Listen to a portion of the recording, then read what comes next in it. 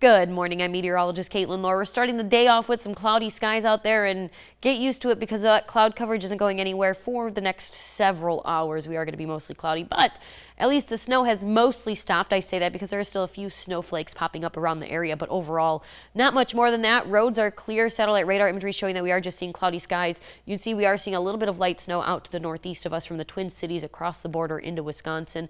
I know it is the weekend. Those of you that are going to be heading up to the cities or maybe over into Wisconsin to do some ice fishing or whatever it may be, just be mindful that as you head northeast through this morning and into the afternoon hours, you're going to get into a little bit heftier snow out there, as well as some worsening road conditions. Now here in southern Minnesota and northern Iowa, we're seeing great conditions following that little bit of snow, that dusting of snow we got yesterday.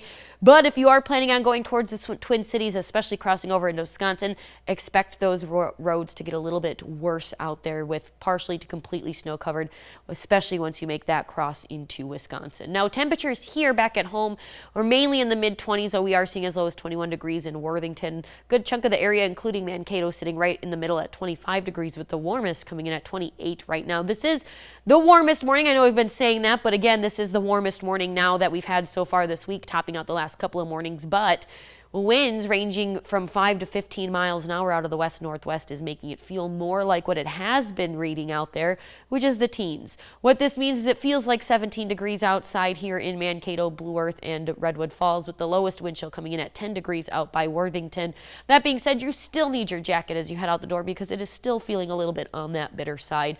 Now today, temperatures are going to drop through the morning hours and then rise back up to a high of 26 degrees by this afternoon, and then we'll see some decreasing clouds through this evening, becoming mostly clear for a little bit before those clouds thicken back up tonight. One thing that we will continue to deal with, though, is a little bit of a breeze, anywhere up to 15 miles an hour, which means we are going to continue to deal with some wind chill values that are likely to hover in the low to mid-teens through this afternoon. And then as those clouds kind of break apart and it gets a little bit colder, we're going to see those wind chill values drop into the single digits. We are going to see those clouds thicken back up, but not until just after midnight, as temperatures hover at a low of 14 degrees. And that's going to be through the early overnight hours, and then we're going to see those temperatures start to rise as we go through early tomorrow morning and into the afternoon hours, because get excited, we have a high of 30 degrees on the way for tomorrow, but it is going to continue to feel like the 20s out there, given that we are looking at a light breeze across the area.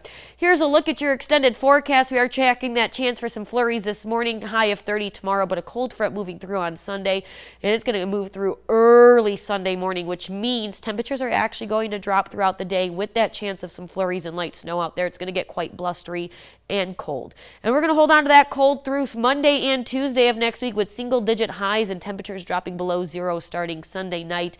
And again, Monday night and then Tuesday night into Wednesday will be a little bit warmer with just single digits above zero. Good thing is, this cold snap won't last long, as temperatures will rebound right back into the 20s and 30s through the middle to end of next week.